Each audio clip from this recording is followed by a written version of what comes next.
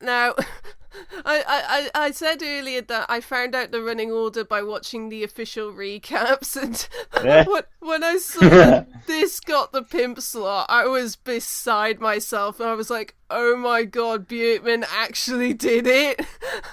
Like, they actually put Ciaran last, like, oh my god. And it was kind of weird because the past couple of weeks between all the songs being out and the running order coming out, like, I was firmly convincing myself that this poor old song was completely doomed in this semi-final, because it's just like such a packed semi-final, at least in my opinion.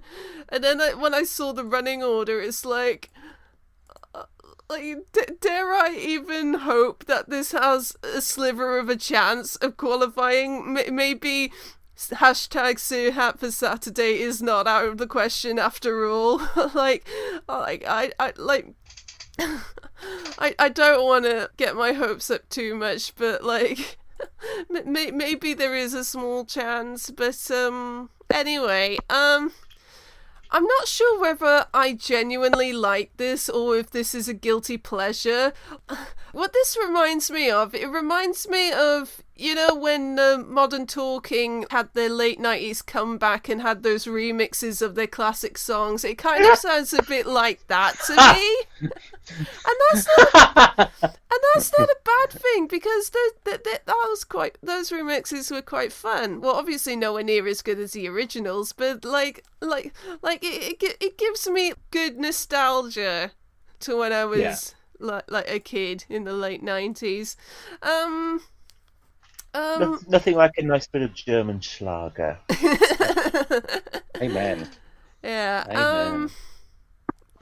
Amen. I don't know what else to say about this. Who wants to go next? I'll go next. Okay. I'm with you. I'm with you on that, Kylie. On the bandwagon for this, I think it's a lot of fun. I can't stop singing along to it as well myself. It's in my top 10 of the year as well. I have so much more hope after seeing the running order that Ciaran could get to the Saturday night, and if it does, I kid you not, the whole arena is going to go crazy.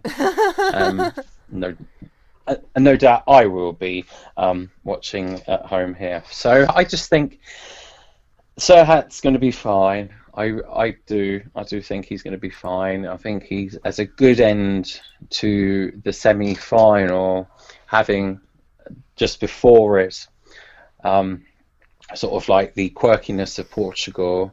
You got the powerful ballad of Greece, and then you've got this funky disco number.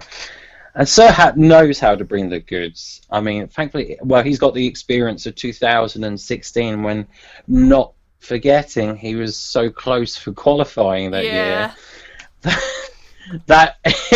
I think it's going to happen this year. I think there's a few countries probably in the semi-final this year which could just slip up, and San Marino could slot themselves in. So we'll have to wait and see, but it's a fun song, and you can't say more than that, can you? What about you, John? So, you know how on the pre-party circuit there's always one song that takes you by complete shock and surprise at the sheer amount of support that it gets? Yeah. Yeah. I call this the Loin d'ici effect. Yay! Well, it's fair to say that at Eurovision in concert, Ciaran stole the show. Wow. Yeah, and cool. I think he is living his best life on that stage. He had the crowd completely in the palm of his hand, and the confetti rained down at the end of the song. We all got our mouthful of confetti, and it was a beautiful moment. Oh, yeah. It didn't turn out like Geraldine McQueen did it? No. Yeah, it's funny. I was going to say, I knew at that moment how Loreen felt when she got snow in her mouth. Oh, God. Oh yeah. Whip. Yeah. So I think they've done pretty much all they can to get San Marino through, and I think it would take some pretty humorless juries for this to not qualify. I think it could get the public on side. Going by the crowd reaction that it got on Saturday night in Amsterdam, I think I'm getting quite hopeful for #Serhat for Saturday.